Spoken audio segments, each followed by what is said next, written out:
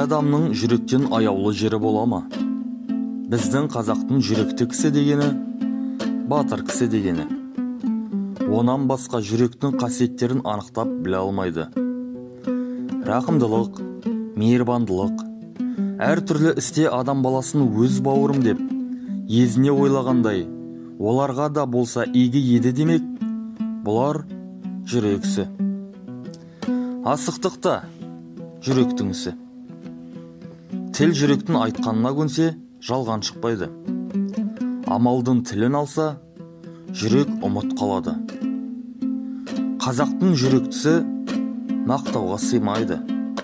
Айтқанға көнгіш, уағдада тұрғыш, бойын жаманшылықтан тез жиып алғыш. Көштің соңынан итше ере бермей, адасқан көптен атын басын бұрып алуға жараған. Әділетті ақыл мойындаған нәрсеге қиын да болса мойындау. Әділетті ақыл мойындамаған нәрсеге оңай да болса мойындамау. Ерлік, батырлық. Осы болмаса, қазақтың айтқан батыры әншейін жүректі емес, қасқыр жүректі деген сөз.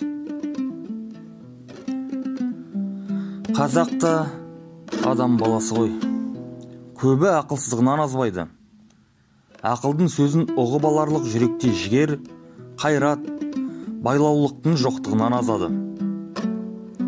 Білімді білсе де, арсыз, қайратсыздығынан ескермей, ұстамай кетеді.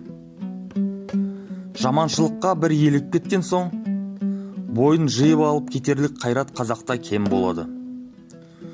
Осы жұрттың көбінің айтып жүрген мықты жігіт, ер жігіт, пысық жігіт деп ат қойып жүрген кісілерінің бәрі пәлеге, жаманшылыққа еліртпек үшін бірін-бірі айда батырлап қыздырып алады да, артын ойлатпай азғыратұғын сөздері.